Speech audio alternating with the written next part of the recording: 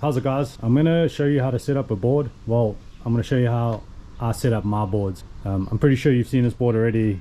It's a Watt model from Rusty. This is a 6.0, 19 inches, 2.39, 29.8 liters. It's a standard performance board. EPS core with a torsion spring technology. This is carbon Kevlar. You wrap it on the rails. What I've encouraged them to do is wrap it over the bottom here. So your rails wrapped. It like just improves the flex so much more, makes the board so much more durable. If you look at the nose here, it's kind of like chunky. I've got load box rails on this board. There's like a single entry into, like, you can see the doubles actually hidden inside. You can almost see it. You can almost see the conkers, eh? That's crazy. Check at that. Double, hidden double, and then like a V off the tail over here. So Baron Stander helped me with this board. I got it from Hurricane Factory, a Rusty SurfBoard ZA. If you need any boards, order them. I'm not quite sure what the prices are for the public. I know they $980 American dollars, but here in South Africa, probably through me, if you contact me on Instagram, I could probably get you one for way less. I'm going to show you how to wax it up so you get the best bumps on this thing, and then I'm going to put the grip on, put some fins in, and go surf it and go test it and see if it actually works. It looks like it's a little bit under buoyant for me. The concaves are a little bit too deep, which means a lot of volume's been taken out of the board. I already got low box rails on it, and I also got it slightly trimmed. 3 factors to it that make it but under buoyant. But I want to see if I can paddle it and get going, and it's been curing for a week. I'm not going to wait any longer. I want to go surf it now, have some fun, get some content, get some waves. Okay, so the first thing I'm going to do is just wipe the board down. I'm just going to wipe this section down, so just give me a moment. I wanted to say this board would actually work really well with a shallow single to a slight double, no V off the tail. Got a cool grip here by Hurricane Surf Boss. These are my favorite grips. I'm going to explain to you why I love these grips so much as well. Just check in where the back fin is and where this grip's going to go. I like my grip as far back as possible, but there's a sweet spot where you get ultimate drive. I'm probably going to cut the sides off, just make it a bit narrower. Okay, so here goes the moment of truth. Checking my other board here. Same board. I'll show you this board later. I'm going to do a quiver run on all my boards where the grip is kind of like super far back.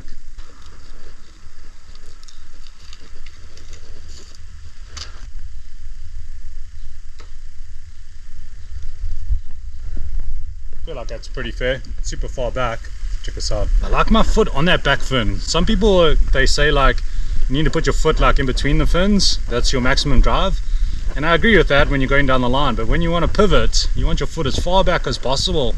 So yeah, I like this grip super far back. I'm happy with that. I'm going to keep going. Okay, important guys, when you put your grips down, you must push down the edges, okay? Very important. The edges of the grip need to be super firm. Yo, I really hope this board goes well and floats me.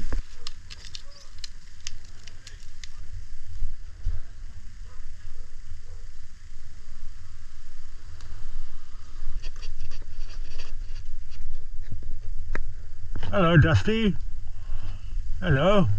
Hello. Hello. How's that cute dog? Love this thing. You.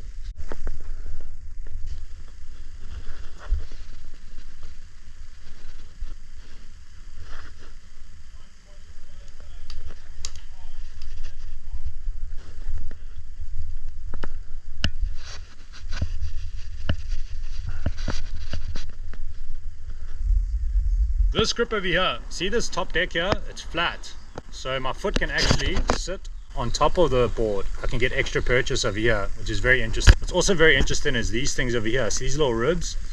Pretty much touch the deck. It means that my big toe and my heel gets good contact with the board, so it feels like I'm not even using a grip, because it gives me complete contact with the board, which is amazing. They're sitting at the right angle. And then over here, this does the same thing. It also gives you contact with the board, but it gives you a bit of an arch bar. And then behind the arch bar, there's a small recess here, so your foot can actually bury into this grip. Interesting, eh, guys? This is the best grip without a doubt. It's a Ducky Stales grip from Hurricane. All my boards have them. I don't know if you noticed. Check. One over there, one over here, one on my 6.4 as well inside. So I'm basically just cutting off the edges of this grip. I don't think it's really necessary. When the water, for those of you that don't know, I've seen this on footage, the water doesn't actually come over your rail over here. It curves over the rail and barrels the back of the board. It's quite interesting. If you're going fast enough, water won't even touch your grips. It won't even touch this over here. It splays out underneath. Also, for those of you that don't know, these sidewalls here, of your board. The squarer that is, the more spray it will give you, the squarer the sidewall is.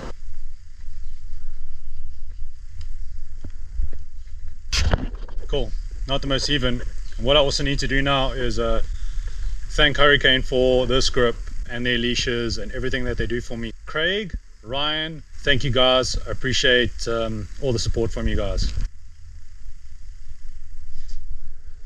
Cool, and that's it. Then I'm going to wax it up. Good, super small. I hope it floats me. I did explain how wax affects the flex of your board. Yeah, it's good to have my wax as light as possible on my boards. I'm going to show you what I did. Yeah, I just went and I did light X's, like very light straight lines. I will do it one more time. So like this, diagonal lines, and then the opposite way, diagonal lines. Cool. Now once you've done that, like this is a bit of a mess because I've had to redo it because the camera didn't film the first mission. Then we do light circles, lightly, up and down, just light. The lighter your circles, the more smaller your bumps will be. The trick is not to push your wax hard. Light, just light little rub, light circular motion little rub. Wherever these lines connected, they made a little X. And wherever you rub over that X, it's going to create a perfect little bump. And you just, it does take longer to wax a board like this, but your bumps are like just tiny then. I'll go according to feel. I feel how the wax is pulling off the actual block itself. Then I'll tell you exactly if the wax is coming on or if it's pulling other wax off. Also, something I should have done was wipe. I should have wiped this deck before I waxed it. I did wipe the deck over here, but I didn't wipe this deck. You must wipe your decks before you start waxing your boards. I like to wax the rails as well, especially over here, these corners here by your grip. This section here, very important, and so is that section there, super important. Part of surfing is actually moving your feet around your board. Performance boards though, that's why they're designed in such a fashion that you can lock your feet in one position and they should just do everything. However, also use to your advantage moving your feet around your board, especially when you're doing like airs and your back foot's moving up, etc. You need grip everywhere. I don't know if you guys can see that wax. Check out those bumps. Pretty cool there. Ultimate traction.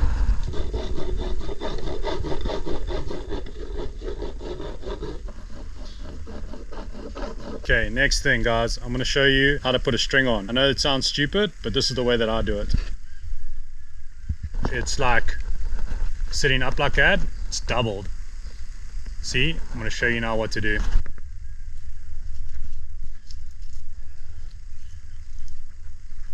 The reason why I doubled it is because you can see how much more shorter it is now. So I won't get so much pull through on my tethers. My tethers won't break my tails. The string is short.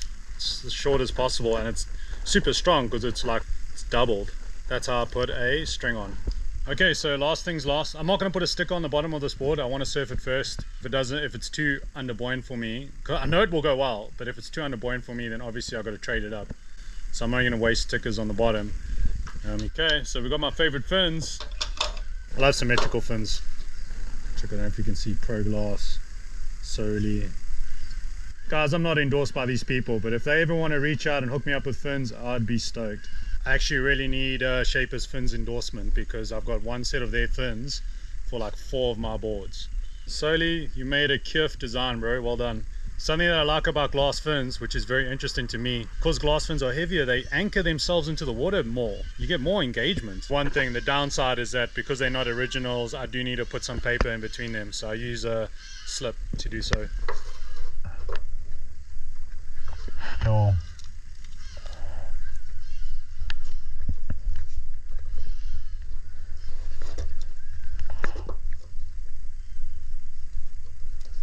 Yo, how loose is that? It's so crazy loose.